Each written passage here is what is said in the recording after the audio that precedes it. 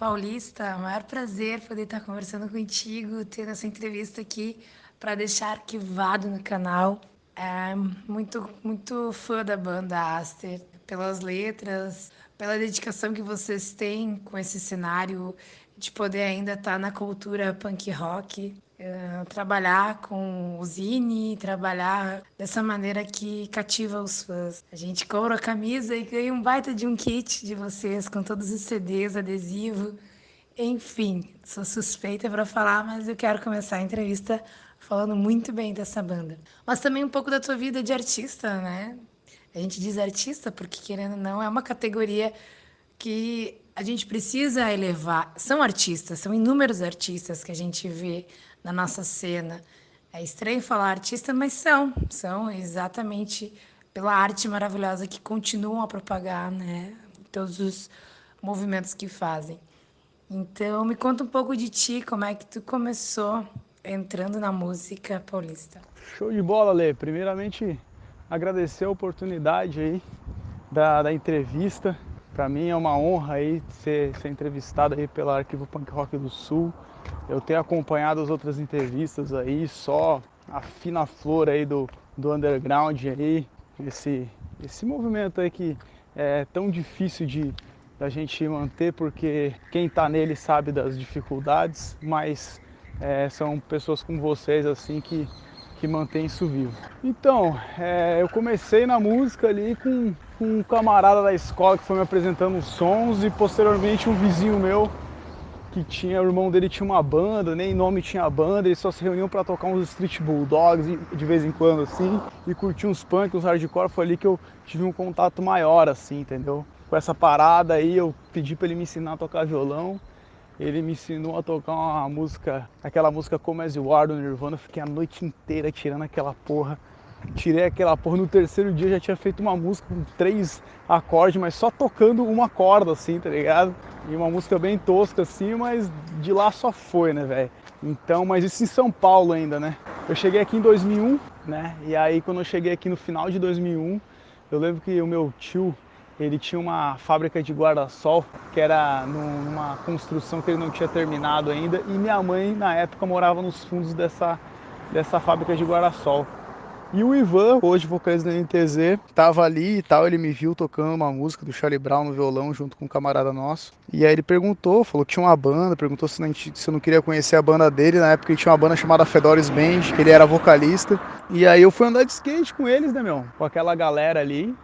E eu sei que eu fui num show na igreja do Fátima ali, que eles fizeram o primeiro show, meu, me enlouqueci, foi uma doideira, cara, enfim. Vou até pular essa parte, se pá. Eu tinha 15 ou 16 anos, né? E eu só sei que logo depois a banda acabou, e aí a gente fez um reajuntamento, né? E nesse reajuntamento aí surgiu a Anestesia, né? Que mais tarde viria a se tornar a NTZ. Mas a minha vida em banda começou mesmo com a NTZ, né? No final de 2001, quando eu conheci os moleques, mas a NTZ mesmo começou em 2002. Foi quando eu comecei no som, tô dizendo, da minha parte, assim, né? Ah, mas aí já engloba a história da NTZ também, né? E é muito importante a tua história nesse movimento que a gente tem hoje. Legal poder ouvir esse começo. Tu veio de São Paulo para o Rio Grande do Sul, tu já tinha mais ou menos uma noção, mesmo tocando só os 3 acordes e batendo só numa corda, tu já tinha essa noção de música. E era isso mesmo? Tu tava procurando tocar numa banda? Tu tava procurando fazer um som? Ou era uma questão mais de foi sem querer? Porque hoje a gente vê o paulista esse paulista que a gente conhece super empenhado, o vocalista da Aster, faça você mesmo. E a banda inteira assim, tem esse movimento, né? Os nossos olhos de quem vê de fora. Queria entender como é que tu iniciou nessa vontade da música, de ter a banda, de estar tão focado. Nesse começo eu não tinha vontade de ter uma banda, não. Não é que eu não tinha vontade, pra mim não tinha cogitado essa possibilidade não, de ter uma banda e tal. Eu tocava, né, cara, tocava uma viola de brincadeira ali, mas não tinha me passado pela cabeça, por incrível que pareça, parando pra relembrar agora, eu nem sei por que não tinha me passado pela cabeça até então. Quando a gente tava lá no bairro Fátima, na Bartolomeu de Gusmão, andando de skate assim, e fez um reajuntamento, que foi A princípio eu, o Ivan e o Jaime, né, na época, que era o baterista na época, e a gente começou a tocar, e aí depois entrou o Jonathan, entrou o MacGyver, e aí eu, pô, achei uma ótima ideia, e aquilo ali passou a fazer parte da minha vida, assim, foi meu sonho, né, cara? Foi o sonho que eu realizei, na realidade, né, meu? Muitas vezes a gente tem essa ilusão, tipo, de ser um sonho, assim, tipo, pra tocar pra multidões, e na realidade a gente percebe que a gente pode satisfazer com muito menos, né, meu? Mas, e essa parada, assim, de ser enganjado na cena, do faça você mesmo, é uma parada, assim, que eu já fui muito mais, né? Principalmente quando eu entrei pro Bill em 2006, eu fiquei no Bill de 2006 a 2011, foi um momento, assim, que eu tava bem enganjado mesmo na cena. Hoje em dia, quem faz os trâmites ali da Aster mesmo é o Sérgio, né, mano, que é o nosso guitarrista. Eu sou o porta-voz da banda, mas, né, o mago por trás da mágica ali é o Sérgio, né, meu? Eu ajudo ele nas paradas, nas correrias e tal, escrevo as letras, faço músicas junto com ele, né, meu? Mas na questão de todo o corre, de toda a correria, de como vai fazer, é tudo da cabeça do cara, né? Ele é o nosso manager, assim, né? Pouca gente tem ciência disso, né, meu? O pessoal que chega ali geralmente tem essa ideia de que o vocal é sempre o líder da banda. Mas, por exemplo, no nosso caso, o líder da banda é o Sérgio, né, cara? Eu sou o vocal, né, meu? No tempo que eu tive na NTZ ali de 2002 a 2006, eu fui o líder da NTZ, né? Depois eu saí, a NTZ o Ivan assumiu essa liderança, apesar de ele ter formado a banda, era eu que fazia essa parte que hoje o Sérgio faz na Aster, apesar de eu ter criado a Aster, que quando eu criei na época era luto, né? Sim, a gente viu no show do Tributo ao Urso, né, a homenagem que o Ivo te fez, das letras que eles ainda cantam, né, o quanto que tu deixou marcado a banda com a tua passagem. E, bom, tu criou a Aster, pelo que tu disse, e essa ideia de criar a Aster, tu já tinha passado pela NTZ e outras bandas. E a Aster foi uma ideia, assim, mais madura, ou ela começou também chutando o que tinha e foi vendo o que ia acontecer? Então, na real eu tinha saído da NTZ e logo depois que eu saí da NTZ, o Nata da Deficientes me chamou para tocar guitarra, né? Aí eu toquei um período, acho que foi um ano, um período mais ou menos de um ano ali na Deficientes de guitarra, né? E nesse meio tempo, cara, eu tinha um grande amigo que ele dizia que o sobrinho dele tava tocando muito, tirando os Bad Religion, e esse sobrinho dele já tinha uma banda que era a Crooked. E essa Crooked, ele saiu da Crooked, né? E aí ele também tava sem banda e tal, que esse cara é o Billy, né? William Simeone, o Billy.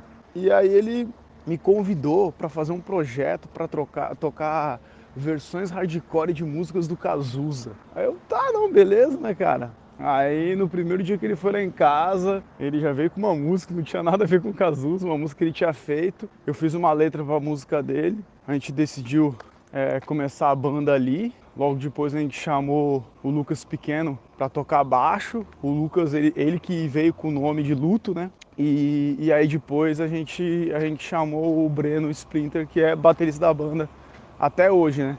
Mas na época, Luto ainda. É interessante que vocês têm esse material, né, já escrito e contando um pouco da história de vocês no Zine, que eu tive o prazer de ter comprado a camisa no pré-lançamento, a última camisa que vocês lançaram, que vem já o Zine com um pouquinho da história, que fala um pouco do que tu tá dizendo. É tão importante ouvir da tua versão, para que a gente possa meio que criar mentalmente a história, né, do jeito que tu via, no jeito que tu estava vivenciando aquilo.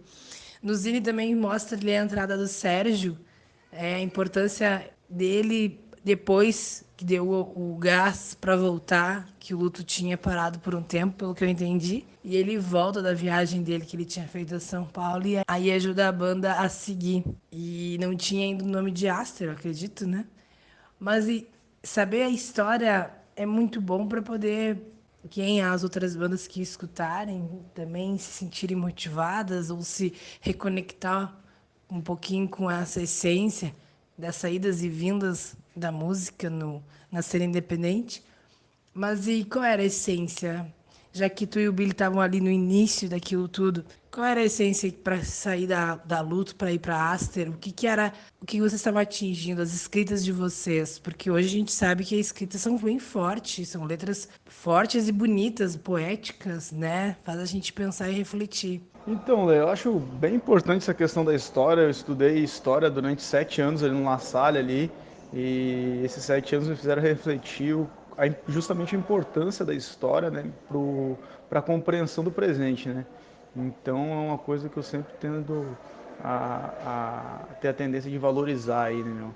Então o Sérgio foi um fator importante na história da Luto, na época da Luto em 2010, né? Porque ele foi aquele cara que, tipo, deu um gás, assim, ele entrou no lugar do Billy, e quando ele voltou da escola de sargentos da aeronáutica lá em São Paulo, ele foi o cara que deu o gás, assim, pro troço continuar, né? E vou te dizer, assim, a importância do Sérgio é tanto, assim, cara, que a banda não existiria, a Aster não existiria se não fosse o Sérgio, né? Eu provavelmente estaria trabalhando com música em um outro projeto e tal. Agora a Aster, como se conhece, assim, essas músicas, essas letras ali, ela só continuou e existe hoje por conta do Sérgio, né? A Aster, queria deixar claro que tem uma galera assim que ainda confunde muito isso. A Aster é a Luto, ela é uma banda que só mudou de nome, né? Em 2015 por aí, a gente parou para analisar, conversar sobre o nome, né? Quase 10 anos depois da fundação da banda. E a gente descobriu que a galera não era muito chegada no nome, né, cara? Nome pesado, né? Que no princípio foi dado esse nome com um duplo sentido, né? Luto de lutar e luto pela inocência, pela nossa ingenuidade que teria morrido frente aos problemas do mundo adulto e do sistema em si. Mas só que mesmo sendo um nome muito pesado e a galera não curtia, então a gente resolveu entrar no processo aí de mudança de nome, aí demorou um tempo para reescolher um nome, só que as músicas, né, principalmente do primeiro EP ali, da época da Luto, a banda é a mesma, o sentimento é o mesmo, só mudou o nome da banda, mas continua sendo o mesmo projeto. E a motivação é sempre a questão do questionamento em relação a problemas sociais, existenciais, né? Tem um negócio até no Clube da Luta que diz que a guerra que a gente está enfrentando hoje em dia não é mais... é uma guerra espiritual, né? É uma guerra que as pessoas hoje em dia, os problemas, muito problema com ansiedade, muito problema com depressão, muito problema com estresse, entendeu? O sistema percebe isso e estimula sentimento de repulsa nas pessoas para que a gente brigue entre nós, enquanto aqueles que sempre tiveram no controle da sociedade só se beneficiem dessa desinteligência que eles mesmos provocam entre a gente, assim. Então é bem interessante fazer reflexão sobre várias coisas em relação a isso, levantar questionamentos justamente porque a dúvida leva a gente a buscar mais coisas. A gente não deve ter só dúvidas, né? Mas também a gente não pode ter só certeza, a gente tem que buscar um equilíbrio, pelo menos acredito eu, né? Então a motivação foi sempre levar a galera a refletir sobre diversos temas aí do dia a dia de todo mundo, né? E a gente percebe que essa fala tua dos questionamentos se vê muito nas letras. São letras fortes, pesadas. Vocês tiveram o último CD lançado. Eu não sei o ano que foi o último CD, mas acho que o último CD foi o que tinha 4 músicas. E esse ano vocês estão com algum projeto que eu vejo nas redes sociais de vocês, mas eu ainda não captei a ideia. Tu consegue explicar o que é que tá para vir em fevereiro? Então, né, em fevereiro agora a gente vai estar lançando um split junto com a Cell, Closed Eyes Open Heart, que é a banda do Murilo, que era da Mayday, do Lorenzo, que era da Stand Up, e do Luan, que tocou em várias bandas, e inclusive na Against the Government, né, que é a banda inclusive que tocou o Urso junto e tal. Enfim, a gente está lançando... A gente fez 2 viagens com o Lorenzo e com o Murilo, né? A primeira a gente fez para Santa Maria junto com a Suerte, e a segunda a gente fez com a Closed Eyes para Criciúma. E é dessas viagens aí o nosso baixista, o Nico, deu a ideia de a gente de repente fazer um trabalho junto com eles. Então vai ser bem bacana, cara. A gente tem uma música deles, uma música nossa, e entre uma música e outra tem uma ponte que as 2 bandas fizeram um som juntos, né, meu?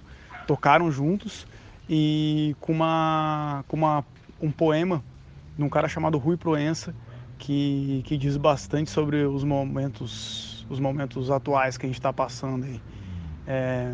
Ficou bem legal. O lançamento vai ser dia 9 de fevereiro na casa do Murilo, que é ali na Harmonia, que vai ser devidamente divulgado nas redes, e onde as duas bandas vão estar tocando. Ele vai ser um lançamento bem bacana. Acho que até lá vai ter o split físico, e no dia 2 de fevereiro vai ter o lançamento nas redes, né, da música. Então fico no aguardo aí, que em breve vai estar chegando material novo aí pra galera aí. E ficou bem legal, ficou bem bacana, assim. Eu pelo menos gostei bastante da interação e dos sons, assim, bem bacana. A gente gravou ali no Xadã, ali na Vila Fernandes, com o Jander e com o Cláudio, e eu acho que a galera vai gostar. Que legal isso de poder saber que o Nico, acho que foi o último que entrou na banda, ele também tá colocando algumas ideias dele, um jeito dele de misturar aí, ideias que, pelo que tu tá falando, parece que vai ser bem aceito pelo público, né? Isso é muito, muito bom de saber que a banda pertence a todos esses integrantes. Isso, acredito que essa é uma boa fórmula para manter uma banda ativa, né? E que cativa também os fãs. Eu gostei muito e acho que aprendo muito também ouvindo isso. Só para constar, é uma dúvida minha, né, Paulista? Mas o que que Aster significa, né? Muitas pessoas já me responderam isso, mas eu não entendi ainda se é de fato uma resposta oficial. Então, né, na realidade, a gente estava escolhendo o nome para a banda ainda, quando a banda estava naquele processo de mudança de nome. A gente não sabia que nome colocava. E tem uma banda que todo mundo da banda gosta muito, que é a banda Eu Serei Hiena. E a primeira música do primeiro CD do Eu Serei Hiena é uma música chamada Asterix. Então a gente falou, pô, por que a gente não coloca o nome da banda de Asterix? Aí descobri que tem uma banda já chamada Asterix, né? E aí a gente pegou, vamos botar o nome então da banda de Aster, né? Na verdade quem teve essa ideia foi o Sérgio, né, cara? Botar o nome da banda de Aster, porque já aproveitaria a estrela que é da época da Luto, né? Porque a gente não queria perder a questão da estrela que tinha no nome Luto, a gente queria continuar com aquela estrela na Aster. E tem tudo a ver, porque Aster quer dizer estrela, Aster também é o nome de uma flor. E fechou todas na realidade, né? Mas na verdade o Aster é uma abreviação do Asterix, né? A coincidência com a estrela e com a flor já é outra parada, tanto que tem as camisetas agora com a flor, aquela flor que tem nas camisetas é Aster, né? Então o nome da banda veio daí, né? E é esse nome que tá até então. Espero que não mudemos mais de nome, né, cara? Eu acho muito ruim essa coisa de mudar de nome, né? Mas enfim, se tiver que ser, será, né? E é isso aí. Obrigada, Felipe. Obrigada, Felipe Paulista, né? Agradeço mesmo pela tua atenção e contar assim, um pouquinho da tua história e das bandas que tu já passou. Um grande abraço. E queria agradecer mais uma vez a oportunidade aí da entrevista. É sempre muito bom falar da gente, do nosso trabalho, né? São raras as vezes que as pessoas perguntam pra gente sobre isso. E dizer que a cena hoje em dia se tornou uma cena cultural, né? Entre as 100 músicas mais tocadas do Brasil, a gente não tem nenhum rock, que só um punk hardcore, né? Então é um grupo de resistência, né? A gente enfrenta um problema de falta de renovação de público, porque a gurizada hoje pouquíssimos jovens assim, né? Digo jovens em questão de adolescentes, estão curtindo rock, punk, hardcore assim. E esse público não se renova. Isso é muito complicado porque o nosso público ele é de meia idade, entre 30 e 40 anos ou mais, né? E nessa idade, principalmente das pessoas que não têm bandas, as pessoas já têm família, né, já têm filhos, então muitas vezes é difícil porque nossos companheiros ou companheiras não gostam do mesmo som que a gente trabalha a semana inteira, chega no final de semana, tá cansado, tem que dar uma atenção para quem está em casa, atenção para os filhos. Outra coisa também que leva à diminuição do público, principalmente nos shows também, são as diversas mídias que a gente tem, né, que por um lado facilitaram a distribuição e a divulgação do nosso som, né, do trabalho de todas as bandas independentes, mas ao mesmo tempo, em questão que eu digo assim, internet, TV a cabo, Netflix, elas tiraram um pouco do nosso público de show também, porque, pô, cara, imagina, tu já tem ali quase 40 anos, né, meu, trabalhou pra caramba a semana inteira, cara, muitas vezes tu até gosta da banda, mas aí tu tem que te deslocar pra uma outra cidade, e tem aquele fator ainda que, tipo, né, pô, tu vai, aí, tipo, tu tem que gastar com Uber ou ir de trem para voltar de manhã, porque é complicado, porque às vezes você quer tomar uma geladinha e não dá para voltar dirigindo. Então isso diminuiu muito o público da cena, né? Das cenas independentes em tudo quanto é cidade. Se você for ver lá em São Paulo, que tem uma cena fortíssima, é lógico que ainda tem muita gente, mas proporcionalmente diminuiu que nem aqui. Né? E antigamente não, antigamente a galera não tinha o que fazer em casa, então ia nos shows e também era um público mais jovem. E o que faz movimentar qualquer cena é a juventude. E hoje em dia a gente enfrenta esse problema da falta de juventude no nosso meio. Espero que a gente consiga arranjar um jeito de mudar isso de alguma forma. Eu não tenho essa fórmula, mas espero que ela se desenhe pra gente de algum jeito aí. Mas no mais é isso, resistir enquanto isso, né? A gente vai resistindo e fazendo o que a gente acredita, por mais que não tenha algum retorno financeiro, o retorno emocional e espiritual é enorme, né? Quem tem banda sabe disso. Era isso aí. Obrigado, Lê, e um grande abraço a todos aí da Arquivo Punk Rock do Sul aí e pra galera que ouve e curte nosso som. Valeu!